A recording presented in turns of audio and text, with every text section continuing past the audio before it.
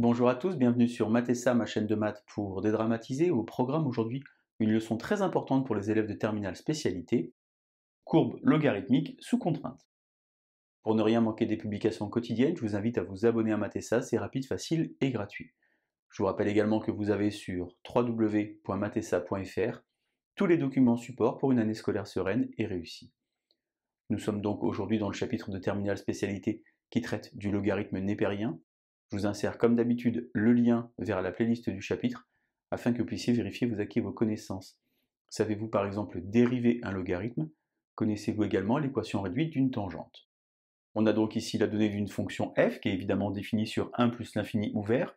Pourquoi 1 ouvert? Car ln de 1 ça fait 0 et vous savez certainement qu'en mathématiques diviser par 0 c'est interdit. On a donc ici deux informations qui sont fournies. CF coupe l'axe des abscisses xx' au point E d'abscisse petit e, et en ce point, la tangente à la courbe est parallèle à la droite D1, y égale 2x. L'objectif est donc de retrouver ici l'expression de la fonction en déchiffrant ces informations. Et bien si vous vous sentez suffisamment à l'aise, comme d'habitude, je vous propose de mettre la vidéo en pause, tentez de compléter le tableau pour pouvoir retrouver l'expression de f, et on se retrouve juste après pour la correction. Allez, un brouillon, un crayon, et c'est parti!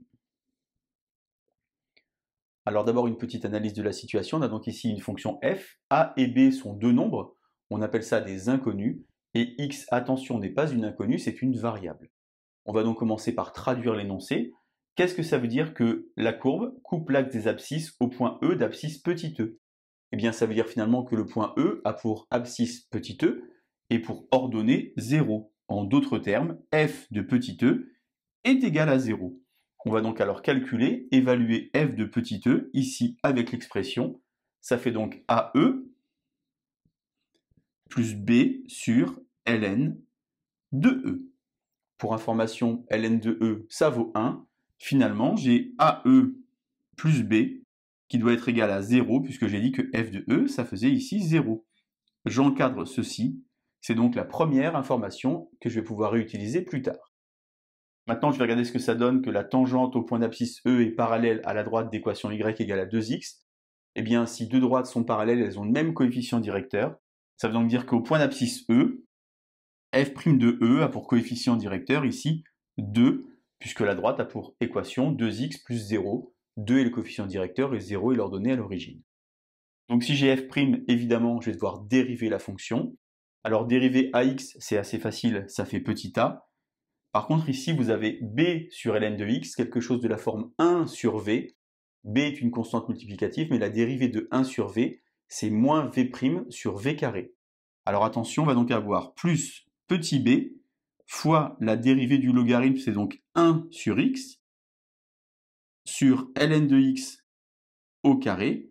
Et si j'écris ça, évidemment, j'ai faux, car la dérivée de 1 sur v, c'est moins v' sur v carré. Il me manque alors ici un petit moins. Je vais pouvoir écrire autrement pour que ce soit un peu plus joli. Par exemple, a moins b, et en bas, x, ln de x au carré. Une fois que j'ai écrit ça, eh bien, je vais identifier f' de e en remplaçant ici par le petit e. f' de e, ça vaut donc petit a, moins b sur e, ln de e, le tout au carré. Par identification, moi je devais avoir 2 comme résultat. J'ai donc ici a moins b sur e, qui vaut 2. Une nouvelle fois, ln de e, ça vaut 1. Je l'encadre de nouveau. J'ai donc ici une deuxième information. Première information, deuxième information, un système à résoudre. Je vais donc ici résoudre un système. J'ai donc ici a e plus b qui est égal à 0 et a moins b sur e qui est égal à 2. Alors résoudre un système, eh bien substitution ou combinaison, tout ça on l'apprend en classe de seconde, voici le lien vers la playlist si vous voulez vous entraîner. Le plus simple ici, c'est évidemment d'isoler par exemple le petit b.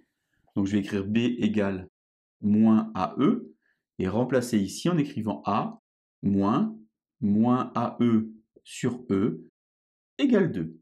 J'ai donc b égale moins AE. Ici, je vais avoir a plus a, c'est-à-dire 2a égale 2. Finalement, j'ai a qui vaut 1 et b qui vaut moins e. J'ai résolu très simplement ce petit système. Prenez un petit moment, mettez en pause et trouvez la bonne réponse. Je vais donc ici conclure. A, ça vaut 1, j'ai donc x moins e sur ln de x défini sur 1 plus l'infini. Vient maintenant le temps de la vérification à la calculatrice. Pour pouvoir vérifier, eh bien, je vous propose évidemment une petite incrustation, et c'est parti.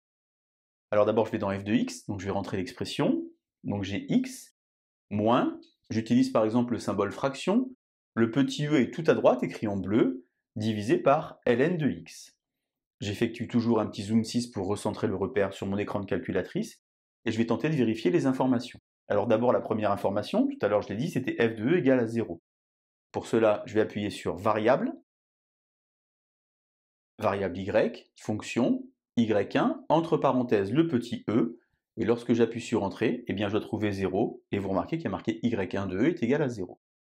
Maintenant j'ai ici la droite d'équation y égale à 2x, je vais donc dans f de x, je vais donc tracer dans mon repère la représentation graphique donc de cette droite, je rentre donc alors 2x, une fois que j'ai rentré ce 2x, eh bien j'appuie sur graphe, et moi je dois trouver au point d'abscisse E une droite qui est parallèle à ce 2x. Pour cela, je vous l'ai indiqué, seconde dessin, cinquième ligne tangente, et je vais donc demander à la représentation graphique ici au point d'abscisse E la tangente, et donc je vais rentrer le petit e. Lorsque j'ai fait ça, eh bien j'ai ici la représentation graphique de ma tangente qui apparaît. Alors en bas, vous avez un coefficient directeur qui est proche de 2, mais qui n'est pas tout à fait égal à 2, car évidemment la calculatrice fait quelque chose d'approché, et vous avez en observant que les deux droites sont bien parallèles, et j'ai donc ici trouvé la bonne expression. Voilà donc courbe logarithmique sous contrainte. Je vous laisse vous entraîner, je vous laisse surtout pratiquer, et je vous dis à bientôt sur Mathessa. Bonne journée!